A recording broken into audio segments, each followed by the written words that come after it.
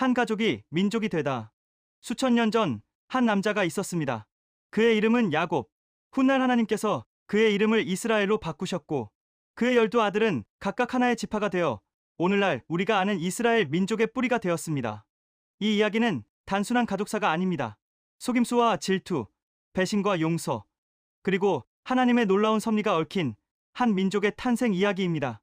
일부 야곱, 그리고 12아들의 탄생. 야곱은 아브라함의 손자였습니다.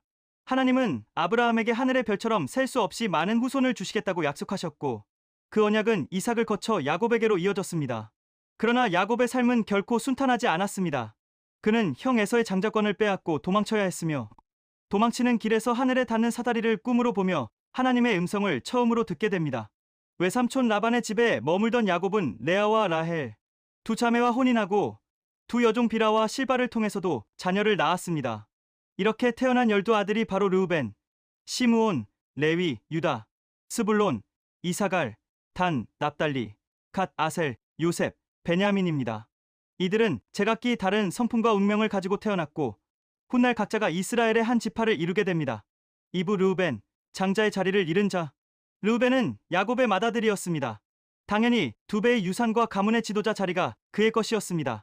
그러나 그는 아버지의 첫 비라와 동침하는 치명적인 실수를 저질렀고 야곱은 그 일을 평생 가슴에 묻어두었습니다. 죽음을 앞두고서야 야곱은 그 일을 꺼내며 르우벤을 물처럼 불안정한 자라 선언하고 장자의 권리를 거두어 버렸습니다.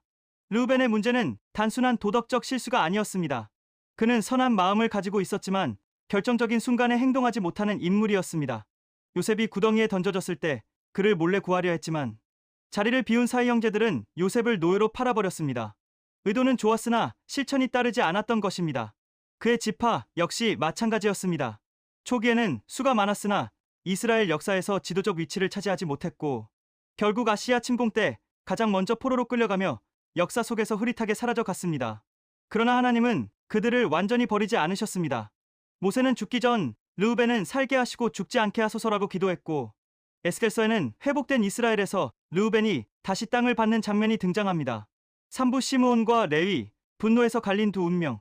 야곱의 둘째 시므온과 셋째 레위는 함께 묶여 기억되는 형제입니다. 누이 디나가 세겜에서 욕을 당하자 이 두 형제는 세겜 성의 모든 남자들을 속임수로 할례를 받게 한 뒤 고통으로 꼼짝 못하는 틈을 타 도시 전체를 학살했습니다. 야곱은 이 잔혹한 복수에 경악했고 죽음을 앞두고 두 아들에게 이스라엘 가운데 흩어지리라는 예언을 내립니다. 이 예언은 두 지파에게 전혀 다른 방식으로 이루어졌습니다.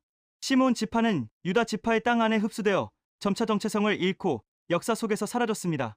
반면 레위 지파는 놀라운 반전을 맞이합니다. 모세가 이스라엘 백성들이 금송아지를 숭배할 때 하나님 편에 설 자는 나에게로 오라고 외치자 가장 먼저 달려나온 것이 바로 레위 사람들이었습니다. 그 충성심으로 하나님은 레위 지파를 이스라엘의 제사장 지파로 택하셨습니다. 그들은 땅을 받는 대신 하나님 자신이 그들의 기업이 되셨고 이스라엘 전역에 흩어져 율법을 가르치고 예배를 이끄는 거룩한 사명을 감당했습니다. 같은 저주에서 시작했지만 하나님께 돌아온 자에게는 회복이 허락된다는 강렬한 메시가 이 두 지파의 엇갈린 운명 속에 담겨 있습니다. 사부 유다, 사자의 혈통에서 왕이 나오다. 야곱의 넷째 아들 유다는 처음부터 위대한 인물이 아니었습니다. 그는 요셉을 이스마엘 상인에게 팔자고 제안한 형제 중 하나였습니다. 그러나 세월이 흐르며 유다는 변화했습니다. 며느리 다말에게 잘못을 저질렀을 때 그녀가 나보다 의롭다며 스스로의 잘못을 공개적으로 인정했고 이집트에서 요셉이 베냐민을 잡으려 할 때는 동생 대신 내가 종이 되겠습니다라며 자신을 희생하려 했습니다. 과거 요셉을 팔던 그가 이제는 동생을 위해 자신의 자유를 내어놓는 사람으로 완전히 달라진 것입니다. 야곱은 유다에게 가장 빛나는 축복을 선언했습니다. 규가 유다를 떠나지 않으며 통치자의 지팡이가 그 발 사이에서 떠나지 않으리라. 이 예언은 다윗 왕의 왕조로 성취되었고 궁극적으로는 유다 혈통에서 태어나신 예수 그리스도에게서 완성되었습니다. 오늘날 유대인이라는 단어 자체가 유다에서 유래했을 만큼 유다는 이스라엘 역사의 심장이었습니다. 오부 스불론과 이사갈, 조용하지만 든든한 두 기둥. 스불론은 화려한 전쟁 영웅은 아니었습니다.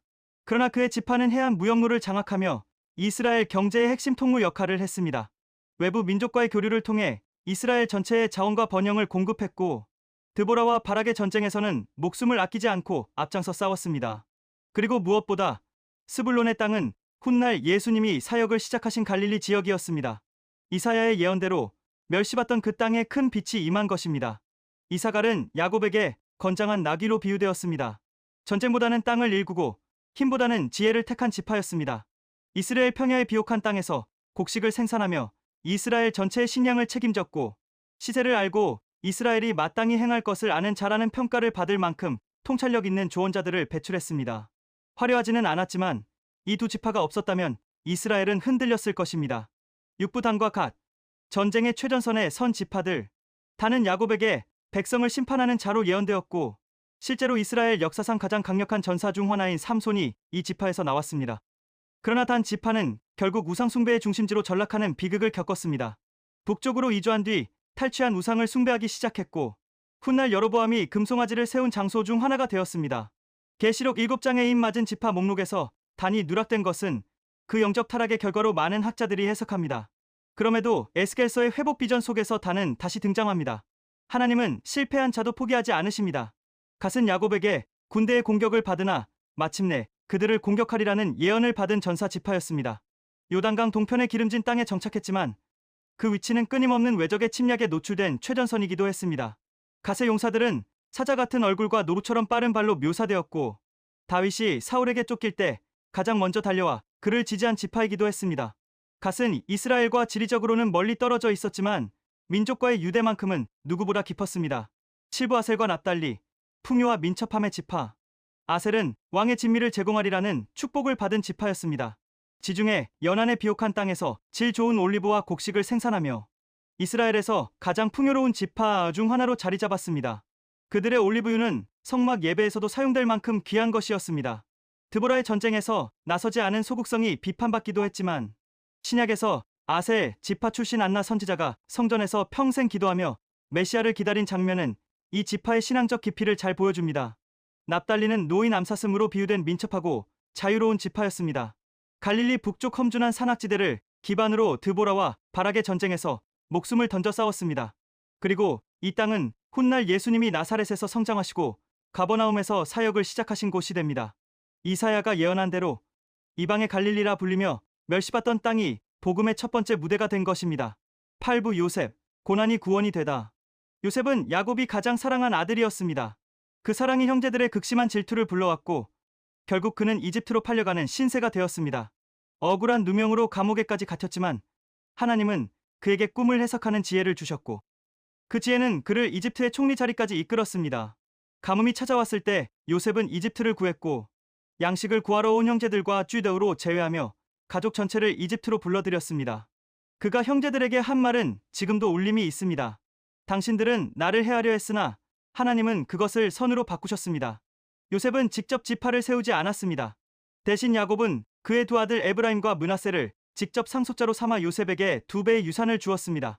이 두 지파는 이스라엘 역사에서 가장 강력한 세력으로 성장했고, 특히 에브라임은 북이스라엘 전체를 대표하는 이름으로 불릴 만큼 중심적인 위치를 차지했습니다. 구부 베냐민, 슬픔에서 태어난 강인한 지파. 베냐민은 어머니 라헬이 그를 낳다가 숨을 거두며 태어난 아들이었습니다. 라헬은 마지막 힘으로 아들의 이름을 고통의 아들이라 불렀지만 야곱은 그 이름을 오른손의 아들로 바꾸었습니다. 슬픔 속에서도 희망을 붙잡으려 한 아버지의 마음이 담긴 이름이었습니다.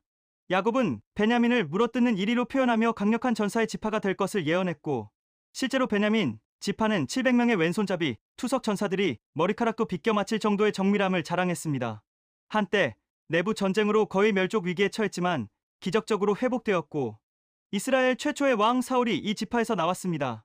그리고 신약에서는 사도 바울이 스스로를 베냐민 지파 출신이라 자랑스럽게 밝히며 이 작은 지파가 복음의 역사 속에서 얼마나 큰 역할을 했는지를 증명해 보였습니다. 클로징, 12지파가 우리에게 전하는 메시지. 야곱의 12아들은 완벽하지 않았습니다. 질투하고 배신하고 폭력을 휘두르고 유혹에 무너지기도 했습니다. 그러나 하나님은 그 불완전한 사람들을 통해 한 민족을 세우셨고, 그 민족을 통해 온 인류를 향한 구속의 역사를 이어가셨습니다. 장자가 축복을 잃기도 하고 저주받은 자가 제사장이 되기도 하며, 가장 작은 지파, 베냐민 지파에서 위대한 사도 바울이 나오기도 했습니다. 12지파의 이야기는 결국 하나의 진리를 향해 흐릅니다. 하나님은 포기하지 않으신다는 것. 그리고 그 모든 이야기의 끝에는 유다 지파의 후손으로 오신 예수 그리스도가 서 계십니다. 이 내용이 마음에 와닿았다면 좋아요 꾹 댓글에 흔적 남겨주세요.